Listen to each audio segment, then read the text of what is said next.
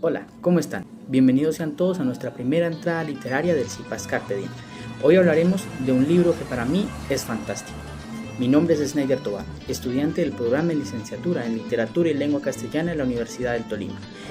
Pertenezco al CIPAS Carpe Diem, pero ustedes se preguntarán, ¿qué es un CIPA? Un CIPA son las siglas para denominar el Círculo de Integración y Participación Académica y Social, es decir, un grupo de trabajo. Mi CIPAS en particular está conformado por 4 estudiantes: Miguel Ángel, Tatiana, Lina y su servidor, pero más adelante los conoceremos. Como les venía diciendo, hoy hablaremos sobre un libro fascinante, sobre un libro que para mí ha sido uno de los mejores que he leído. ¿Quieren saber cuál es su nombre? Pues su nombre es Manzanitas Verdes al Desayuno, del autor colombiano Milcíades Arevalo. Sí, Manzanitas Verdes al Desayuno. Pero no piensen mal, no es un libro de recetas saludables. Tampoco es un libro de dietas. Es un libro de cuentos. Sí, de cuentos. De cuentos, pero encasillados en el género de cuentos de carácter erótico. Sí, erótico. Pero no piensen tampoco mal en el sentido erótico. Hay que comprender. Una cosa es el erotismo y otra cosa son los aspectos sexuales. Los aspectos sexuales hacen referencia a todo acto sexual. El erotismo, en cambio, hace referencia a ese sentimiento, a ese placer, a los sentidos que nos mueven las letras de los libros. Como un libro puede despertar en nosotros miles de sensaciones mediante sus palabras, mediante sus formas, mediante su escritura, mediante su narración. Y eso hace Milcíades Arevalo. Milcíades Arevalo, como les decía, es un autor colombiano que más adelante conoceremos un poco. Uno de nuestros compañeros le hablará un poco sobre cómo es él, su vida, su obra, su trayectoria. Milcíades Arevalo se ha caracterizado por su estilo de narración. Una narración que, aunque es corta, porque en los 18 relatos que encontramos en Manzanitas Verdes para el Desayuno, que no superan más de 5 o 6 páginas, narra de una manera muy concreta y muy específica un mar de sentimientos, un mil de emociones. Se transmiten diferentes sensaciones. Eso es lo fantástico del estilo literario que maneja Milcíades Arevalo. Y este libro, que no es la excepción, trabaja un estilo literario en el cual te atrapa. Cada cuento te envuelve hasta el punto de querer seguir leyendo. Milcíades Arevalo señalaba que su cuento no solo es para leer una vez, sino por el contrario, es un cuento para leer y releer. En ocasiones, aunque se comprenda la primera parte y en el primer intento, no significa que no se pueda releer. Eso decía Milcíades Arevalo. Hay que leerlo, releerlo y, si es posible, volver a leerlo, porque ese mar de emociones que transmite el libro solo lo logramos con una voz como la de este autor. Bueno, ahora hablemos un poco sobre las características del libro. Como les decía, el título del libro es Manzanitas Verdes al Desayuno, cuentos eróticos, del autor Milcíades Arevalo. Tiene un total de 112 páginas. Estas 112 páginas están divididas en 18 capítulos. Cada uno de estos capítulos es un cuento o una narración. Estas narraciones están escritas de un modo fantasioso, de un modo creativo, de un modo imaginativo. Fue editado por primera vez en el año 2009, pero tuvo una reedición en el año 2017.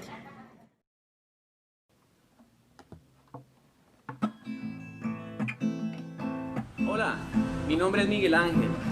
Como lo decía Peter, les voy a hablar acerca de Milcíades Arevalo, el escritor de Manzanitas Verdes al Desayuno, como parte de este análisis literario. Milcíades Arevalo, un hombre de bajo perfil, humilde, nació en Zipaquirá en 1943. Fue bautizado en un municipio aledaño, en Chía. Nació en una familia muy humilde, pasaron muchas necesidades, quedó huérfano a los 4 años. Más adelante se trasladó a Bogotá en el año 1957. Allí transcurrió su infancia. Y una de las anécdotas en el barrio Santa Fe de Bogotá fue haber conocido de vista al poeta León de Greiff. Lo veía como un personaje misterioso. Siempre lo veía salir de su casa con su traje, su boina y su paraguas, pero nunca lo veía llegar. Y desde ese entonces Milcíades Arévalo dejaba volar su imaginación y pensaba que como nunca lo veía llegar, seguramente aterrizaba en la azotea de su casa con un paraguas. Pasó muchas necesidades. Tuvo una librería con su hermano, como lo veremos más adelante, pero antes de eso fue marinero en el barco del capitán argentino Ariel Canzani, y allí este capitán tenía una revista, y Milcíades Arévalo comenzó con el interés de tener una revista y le prometió a ese capitán que fundaría una revista mejor que la suya. Después de esto, Milcíades Arévalo se trasladó a Santa Marta. Allí, junto con su hermano, funda la librería llamada El Cid. Dice que él recorría pueblos vendiendo libros. Una vez más, se trasladó a Bogotá, su querida Bogotá. Y allí cuenta diferentes anécdotas, entre estas que llegó sin dinero. Y el Hospital San José compraba sangre, él los llamaba los vampiros. Fue allí y vendió sangre por 50 pesos. Seguido de esto, fue corriendo a la librería y compró un libro que tanto le llamaba la atención. Ese libro se llama Una temporada en el infierno, de Arthur Rimbaud. Cuenta Milcíades que cuando él leyó la primera página que decía: antaño, si mal no recuerdo, mi vida era un festín donde se abrían todos los corazones, donde todos los vinos corrían. Una noche senté a la belleza en mis rodillas y la encontré amarga y la injurié. Él dijo: yo quiero escribir así. Después, el escritor y poeta Gonzalo Arango, padre del nadaísmo, lo invitó a trabajar en su revista que tenía ese mismo nombre, Nadaísmo. El nadaísmo fue un movimiento literario vanguardista colombiano, era de carácter nihilista. Después de esto, en 1972, Milcíades Arévalo funda la revista Puesto de Combate. La primera edición le costó 18.500 pesos. Y ya vamos a ver, voy a explicarles el carácter de esta revista. Puesto de Combate, la revista cuyo fundador, director, creador es Milcíades Arévalo, el escritor de Manzanitas Verdes al Desayuno. Esta revista tiene un nombre contestatario de la época, hace alusión a la situación de su época, pero el mismo Milcíades Arévalo aclaró que ese puesto de combate es el combate con las letras, con la poesía, con los libros.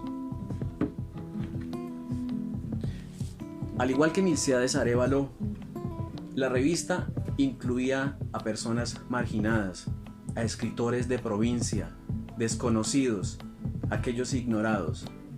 Es un reflejo de la personalidad y el carácter de Milcíades Arévalo, una persona de bajo perfil y que no le gusta la fama.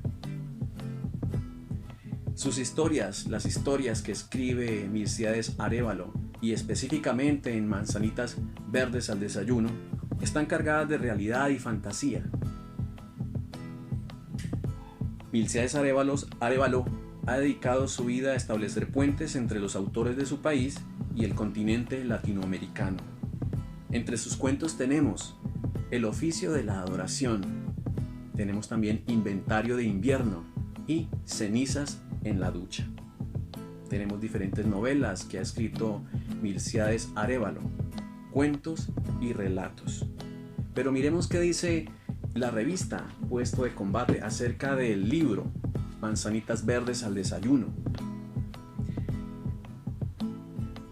Es publicado en 2009 por Ediciones Sociedades de la Imaginación. Allí encontramos 18 historias a través de las cuales el autor adentra sus relatos de cotidianidad marcadas por el deseo, la sexualidad y el erotismo. Historias en las cuales el común denominador es la fantasía y la condición humana en sus distintas facetas. Es por ello que a través de cada uno de estos relatos lleva a reconocer los distintos estados emocionales, afectivos, ideas y deseos por los que atraviesan los personajes, haciendo que estos sean no solo la excusa para hablar de sexo, sino para contar historias de seres de carne y hueso comprometidos de lleno con la vida. El libro Manzanitas Verdes al Desayuno nos muestra 18 historias, 18 narraciones al parecer distintas, ¿no? Distintos personajes, escenas, situaciones, pero de algún modo estas 18 historias también están enmarcadas por un común denominador, y es el hombre en su humanidad al esplendor, ¿no? Envuelto en dilemas éticos, en la cotidianidad, el hombre en el trabajo, en la casa, en un viaje de negocios. Nos muestra esas diferentes gamas de sentimientos por las que atraviesa, nos muestra sus dilemas éticos, y de algún modo Milcíades Arévalo nos muestra también esa cotidianidad de la que hace parte el hombre, ¿no? Y es esa misma cotidianidad envuelta con esa humanidad tan plasmada allí, que de algún modo terminamos identificándonos con el cuento y, por supuesto, atrapados en él. Hoy les quiero hacer mención de uno de ellos, se llama El gato de vidrio. Quisiera contarles a grandes rasgos en qué consiste esta narración, pero principalmente hacerle una especie de disección de los puntos tocados, de los elementos de los que hace referencia el cuento como tal, enmarcados en este cuento de Milcíades Arévalo, El gato de vidrio. Una de las historias que llamó mi atención en el libro fue el cuento El gato de vidrio. En ella se narra la historia de un hombre que ama en silencio, que está enamorado perdidamente de su vecina, que es mucho más joven que él. Ella es de espíritu libre, desarraigada y de algún modo fuertemente custodiada por su padre. El cuento transcurre básicamente en 3 momentos fundamentales, aunque son varias las escenas que ocurren allí, son 3 momentos fundamentales. El primero, cuando ella pierde su gato. El segundo ocurre cuando ellos salen de la ciudad a un lugar llamado el Salto del Ángel, y el tercer momento ocurre en el apartamento de él. Entonces básicamente esta es como la anécdota de lo que engloba en sí el cuento, pero la tensión ¿dónde radica?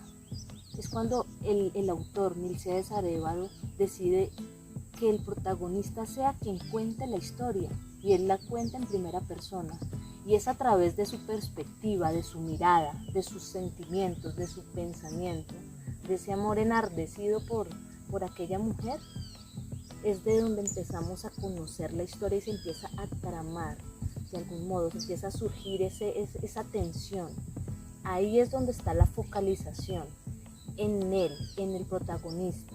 Entonces él detalla ciertas escenas o ciertos lugares, los detalla, es minucioso en el detalle, también conocemos los sentimientos, su percepción acerca de X o Y situación, y por supuesto conocemos también el desbordado sentimiento hacia esta mujer que ama en silencio, ¿no? Y esto engloba básicamente la tensión, que es el foco en el protagonista.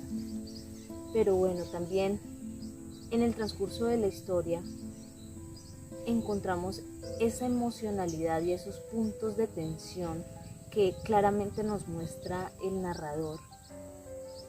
Uno de ellos, por ejemplo, cuando en aquel lugar que les acabo de mencionar llamado el Salto del Ángel, la mujer, un grupo de hombres armados les disparan al otro lado del río mientras ella se baña desnuda. Entonces de un momento de paz donde ella se está bañando desnuda, unos hombres armados empiezan a dispararles. Ellos salen corriendo, no se esperaba tal acontecimiento en el transcurso del cuento, que pues de algún modo rompe con esa tranquilidad, ¿no?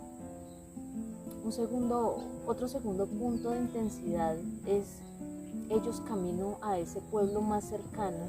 En medio del susto encuentran a un hombre quien está llorando y les narra que unos hombres armados entraron a su casa y asesinaron a toda su familia. Nuevamente juega la emocionalidad. Y un tercer momento de emocionalidad es cuando aquella mujer en el hotel de aquel pueblo cercano yace en el balcón desnuda y es apedreada y también es apedreada y maltratada de algún modo por las personas que van pasando en procesión el Domingo de Ramos. Entonces son 3 momentos donde se juega con la emocionalidad, esos puntos de tensión fuertes que nos hacen a nosotros como lectores experimentar cambios abruptos en las emociones, ¿no? Pero también hay un factor importante: después de estos puntos de emoción ocurre el giro, ya al final de la historia, cuando ella le confiesa a él que se va a casar con otro. O sea, el hilo conductor que hasta el momento llevábamos nos indicaba que de algún modo iba a ocurrir un romance entre estos dos personajes, pero ella le confiesa, lo busca en su apartamento y le confiesa, este ya es el tercer momento y ocurre el punto de giro, le confiesa que se va a casar con otro. Y la epifanía es revelada en este punto de giro cuando este hombre guarda silencio, calla ante semejante noticia, no hace nada por mencionarle cuánto la ama. Quizás a gritos desea que no se case, que se quede con él, confesarle su amor, pero él sencillamente guarda silencio. Entonces es aquí cuando pienso en el argumento. ¿Cuál es el argumento más apropiado para este cuento? ¿Acaso si amas dejas ser libre? Esa fue como la primera idea que llegó a mi mente. Pero definitivamente, y ante el silencio de este hombre, lo único que puedo pensar es: los cobardes nunca conocerán la gloria.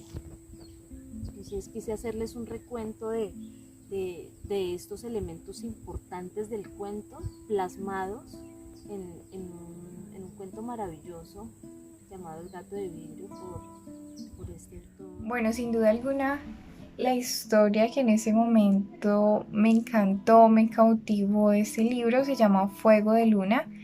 Es una historia que nos transporta al amor, a la sensibilidad, al erotismo, a la pasión. Nos trasciende a ese momento que vive los personajes que son Alessandro y Leda, desde su amor profundo, desde el amor que ellos dos se tienen en esta historia. Alessandro, quien es el personaje, es quien describe cada escena, como el ambiente, describe a su amada y nos hace ver el amor de una manera muy sincera y muy profunda. En este caso, considero que el libro tiene 3 puntos bastante importantes, y el primero de ellos es cuando se ven por primera vez Alessandro y Leda. Realmente desde ese momento se puede evidenciar el amor o el aprecio que le tiene Alessandro a su amada, teniendo en cuenta de que la describe como una canción, como un sueño, dice él, como un poema, la describe de una manera bastante armónica. Él también, el ambiente en el que pasa toda esa historia, él recita que es en el cielo de mayo, en un domingo lluvioso. Entonces esto sucede precisamente este día. Estaban en una feria del libro en el cual se encontraron, en el cual deciden hablar, entablar una conversación, y todo esto lleva al segundo momento. Bueno, y aquí es donde transcurrimos al segundo momento de Alessandro y Leda, cuando ellos deciden ir a un hotel. Deciden ir a un hotel porque pasaron una noche de baile, de rumba, en la cual se sentían bastante ebrios y querían ir a descansar. En ese segundo momento pasan bastantes variables y una de ellas es que haciendo una deducción de pronto de una cena en que ellos dos estén solos, en la cual él la describe allá de una manera bastante armónica, uno llega a deducir que de una vez lo que va a encontrar en esa cena es solamente pasión. Pero aquí es donde vemos como la trama de la escena, porque es donde nos pone a dudar pues esa pasión que podría haber esa noche, que es cuando Ilea pues empieza a llorar con un mar de lágrimas, dice, en el cual esa noche de pasión pues más que una noche de pasión se convirtió como una noche de angustia y de dudas, porque en ese momento Alexandro, aunque él no quiso meterse en saber qué le estaba sucediendo a ella, sí te generaba como la incertidumbre si era que estaba despechada o quién era el causante de sus lágrimas en ese momento. Alexandro solo esperó, dejó pasar pues un momento en el cual ella pues se calmara, y aquí es donde transcurre pues toda la intensidad de lo que es esta historia, porque pues sin duda alguna Alexandro habla sin ninguna censura lo que fue el acto sexual entre ellos dos, lo describe de una manera armónica, una manera en la cual él dice que se comportaron pues como dos animales, pero a raíz de eso también hubo esa parte romántica en la cual cada uno se regocijó en su pecho y empezó a escuchar los latidos de su corazón, y en ese momento pues Alexandro dice que le surgió pues un cuestionamiento de él en el cual pues no sabía si eso era solo un sueño o era un capricho pues del destino en ese momento. A raíz de esta noche surge lo que es la historia de amor entre ellos dos, porque empiezan a vivir su historia de amor, empiezan a salir, a compartir un poco más, y otro de los ambientes que tiene esta historia es un viaje que ellos realizan bastante importante a Villa de Leyva, en el cual visitan, conocen juntos y en el cual trasciende al tercer momento de la historia, que pues es como un giro a todo lo que estábamos acostumbrados de leer bello y bonito, porque pues en este tercer momento, ya cuando ellos regresan de su viaje a Villa de Leyva a Bogotá, esto lo recibe una noticia de Alexandro bastante fuerte, en la cual le informan del fallecimiento de su hermana. En este caso pues él dice que no derramó lágrimas, de que en ese momento fue fuerte, y en ese momento es donde podemos darnos cuenta, o como él lo describe, de que realmente pues lo que siente por Ilea es amor puro. Dice que ella, la luz de su vida en ese momento, es la luz para él, porque es la que le está dando el bastón en ese momento pues tan difícil de su vida, pero es la que lo mantiene vivo pues a pesar de todo lo que está sucediendo. Entonces es un libro que tiene un final feliz, en medio de todo tiene un final bastante feliz, y que pues nos deja bastantes variables como el argumento de esta historia, de que no todo es malo, de que siempre estamos acostumbrados de pronto a ver una historia de amor que no termine realmente llena de amor, pero pues esta historia es una de las excepciones y realmente es bastante encantadora. Entonces pues esto fue Fuego de Luna.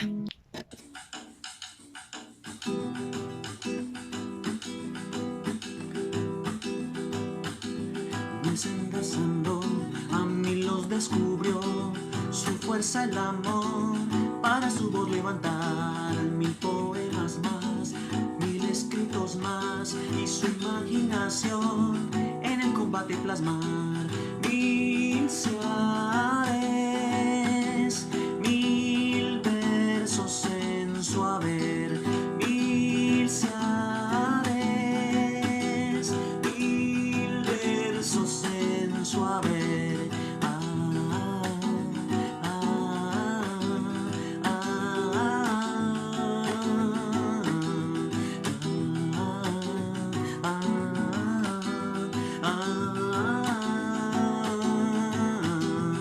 Sendas a mí los descubrió, su fuerza el amor, para su voz levantar 1000 poemas más, 1000 escritos más, y su imaginación en el combate plasmar 1000 seares,